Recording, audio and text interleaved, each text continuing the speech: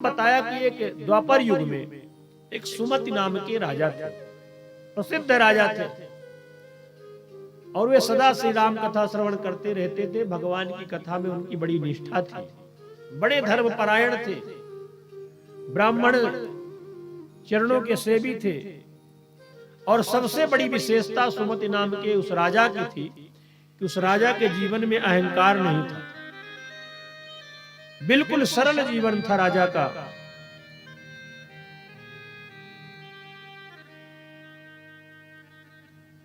एक दिन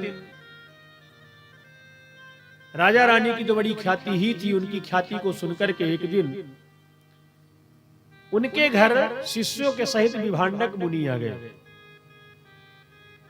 और विभांडक मुनि जब आए बहुभी शिष्य दृष्ट कामो विभांडका, राजा ने बड़ी श्रद्धा के साथ विभांडक मुनि का स्वागत किया, सत्कार किया, पूजन किया। विभांडक मुनि ने सत्संग किया तो राजा ने बहुत सारे पुराण भी सुनाए। विभांडक मुनि ने पूछा कि हे राजन, हरि को संतुष्ट करने वाले अनेक साधन है, पुराण भी बहुत हैं, परंतु इस माघ मास में आप दोनों रामायण जी की कथा ही क्यों पढ़ते हैं और क्यों सुनते हैं? भाई, मुक्ति के लिए तो बहुत सारे उपाय हैं, संसार में बहुत सारे पुराण बने हुए हैं, बहुत सारे शास्त्र हैं, पर आप माघ के महीने में निरंतर रामायण जी की कथा सुनते हैं और रामायण जी कथा पढ़ते हैं। तब राजा सुमति ने एक बहुत बड़ी बात, बहुत सुंदर बात बताया कि हे महामुने, पूर्व जन्म में मैं मालती नाम का एक शूद्र था।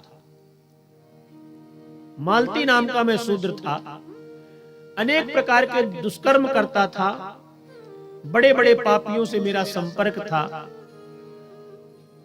देवताओं की संपत्ति से ही अपनी जीविका चलाता था, देव मंदिरों की संपत्ति नहीं बचती थी, सबका मैं हरण कर लेता था। दैव योग से एक दिन मैं भूखा प्यासा परिश्रांत निर्जन वन में भटकते हुए वशिष्ठ मुनि के आश्रम के पास पहुंच गया।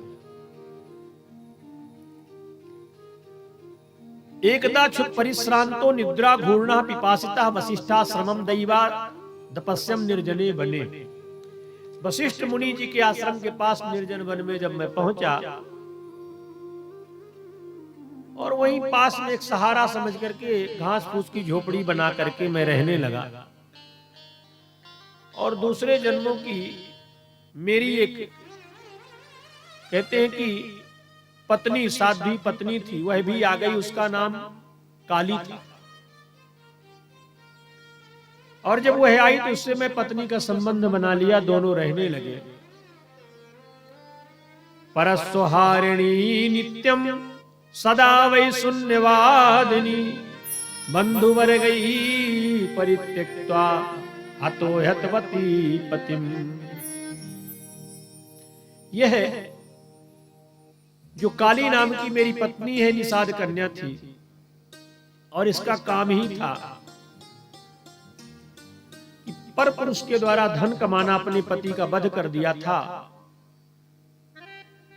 इस जघन्य पाप करने के कारण इसके घर वालों ने इसे जब निकाल दिया तो यह भी जंगल में आई। इस काली के साथ हमने पत्नी का व्यवहार किया, इसको साथ में रख लिया, वहीं रहने लगा जंगल में। दोनों पति पत्नी हम रहने लगे।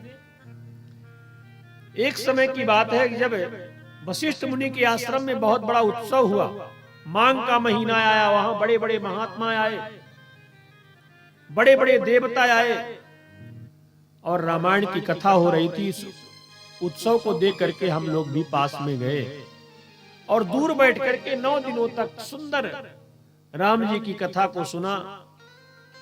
निराहार रह करके, भोजन तो मिलता नहीं था, तो वशिष्ठ मुनि के आश्रम में दूर बैठ करके 9 दिनों तक विद्वानों की वाणी के द्वारा राम कथा सुनी, निराहार रह करके 9 दिन पर्यंत। इसके बाद हम दोनों की मृत्यु हो गई। और जब हम दोनों की मृत्यु हुई तो एतत् सर्वम निशाम्यासौ, जब दोनों की मृत्यु हो गई तो सुंदर भगवान का धाम मिला। आनंद से भगवान के धाम में हम लोग वास करने लगे। चंद्रवंश में पुनः हमारा जन्म हुआ, और जब चंद्रवंश में हमारा पुनर्जन्म हुआ तो आज हमें सुमति नाम के राजा के नाम से लोग जानते हैं। तो पूर्व जन्मों की साधना, पूर्व जन्मों का पुण्य इतना था कि हमें पूर्व जन्मों की याद बनी हुई थी। इस कारण से मेरी इस जन्म में भगवान श्री राम के चरणों के प्रति और भगवान की कथा के प्रति बड़ा अनुराग रहता है। जब विभांडक मुनि ने पूछा तो राजा सुमति ने इस प्रकार से बताया कि एतत् सर्वम निशाम्यासौ विभांडको मुनीश्वरः अभिनंद महीपालम प्रयौ स्वतपोवनम। नारद जी महाराज ने कहा कि हे महर्षियों, रामायण जी की कथा तो कामधेनु के समान समस्त मनोरथों को पूर्ण कर देती है। रामायण कथा चैवो कामधेनु उपमा स्मृता। जिस कथा को सुनने के लिए बैठे हुए हैं, रामायण जी की कथा की ऐसी महिमा है, कामधेनु की तरह जो कल्पना हम करते हैं सारी कल्पनाएं पूर्ण होती हैं।